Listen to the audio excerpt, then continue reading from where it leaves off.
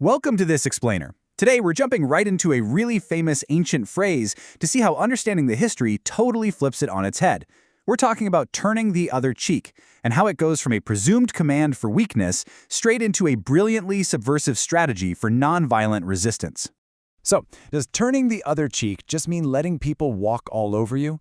I mean, let's be honest, when we hear that phrase today, our modern minds almost immediately default to this picture of endless compliance. We kind of think it means being a total doormat, just sitting there passively and letting people take advantage of you.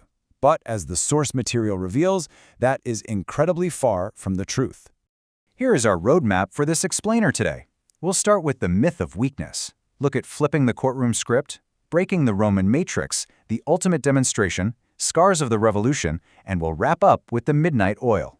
All right, Section 1, the myth of weakness, reclaiming the narrative. To really wrap our heads around this, we have to transport ourselves back to 1st century Judea. We're talking about a place where crushing poverty, heavy military occupation, and just immense debt were suffocating everyday realities for normal people. When you look at that historical context, this massive gap in interpretation suddenly opens up. What sounds to our ears today like a polite instruction to just, be a doormat, was actually a profoundly shocking, legally brilliant maneuver to the ancient Jewish peasant.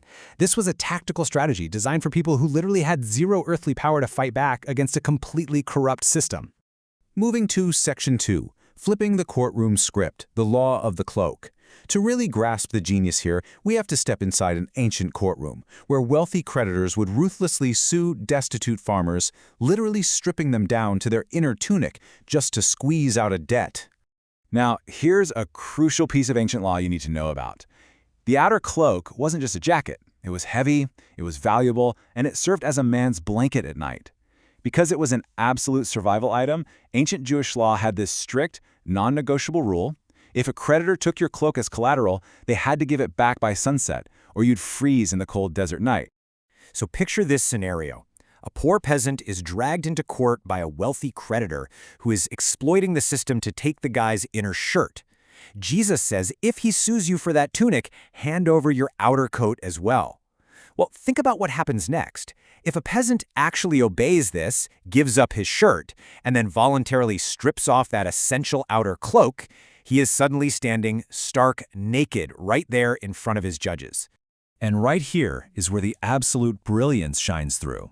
See, in that culture, nakedness was the ultimate social taboo. But, and this is the kicker, the shame didn't actually fall on the naked person.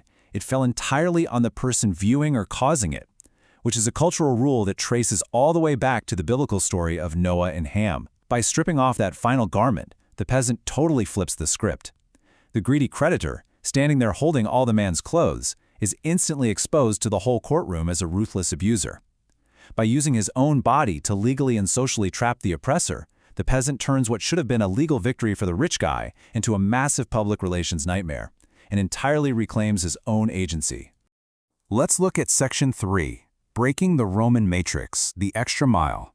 The source outlines how this teaching targets what was probably the most universally hated aspect of daily life back then, which was Roman military occupation. The Roman Empire kept everyone in check through a law called angaria, which was basically forced conscription. At any moment, with just a terrifying tap of a spear, a Roman soldier could force a random civilian to drop everything and carry his heavy 60 to 80-pound military pack. But because Rome didn't want constant riots, the law strictly limited this forced march to exactly 1 Roman mile, or about 1,000 paces. If a soldier forced a local past that limit, the soldier was the one who faced severe disciplinary action.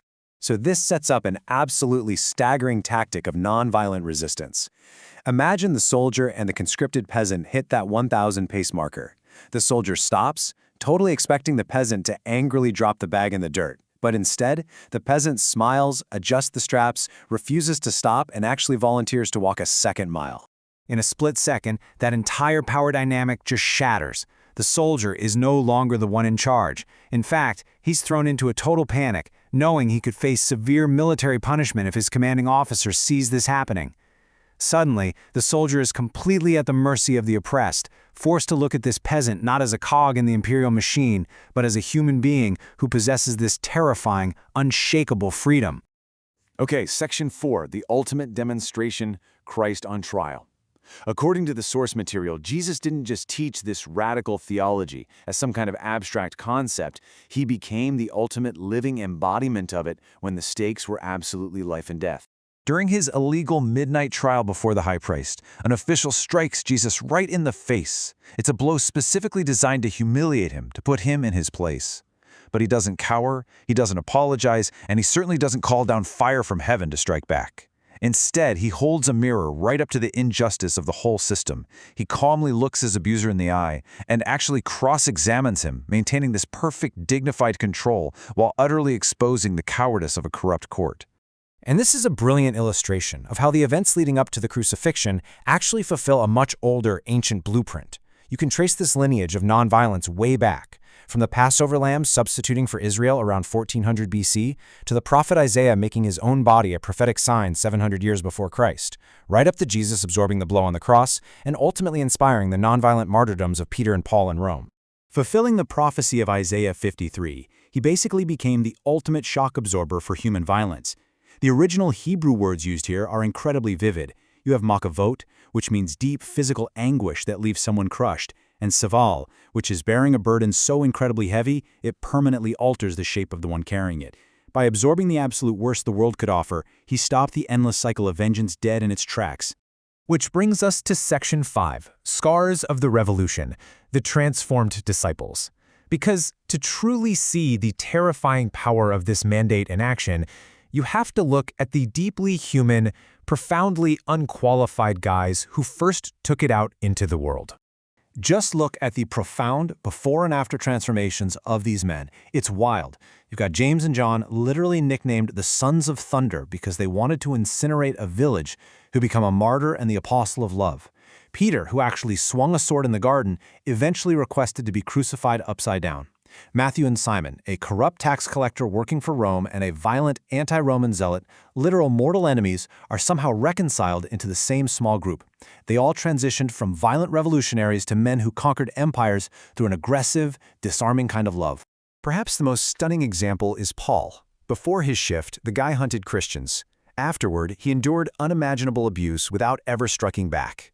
From a freezing Roman dungeon, he writes a short letter commanding a master to accept his runaway slave, Onesimus, not as property, but as an equal brother. That single move was a nonviolent blow to the Roman socio-economic system, far more dangerous than any armed uprising could ever be. Finally, Section 6, the midnight oil, sustaining the fire. Because all of this raises one massive question. To endure that kind of immense physical and social abuse without just punching back requires a psychological and spiritual strength that plain old human willpower simply cannot sustain on its own. The source answers this by pointing to the parable of the 10 virgins, focusing specifically on the oil. This oil represents the sustaining presence of God's Holy Spirit. You see, you can't just white-knuckle your way through walking the extra mile, or giving away your cloak, or taking a backhand slap to the face. You have to have been continually gathering this internal, unborrowable oil during the long, ordinary hours when absolutely no one is watching, so that when the midnight crisis hits, you are actually prepared.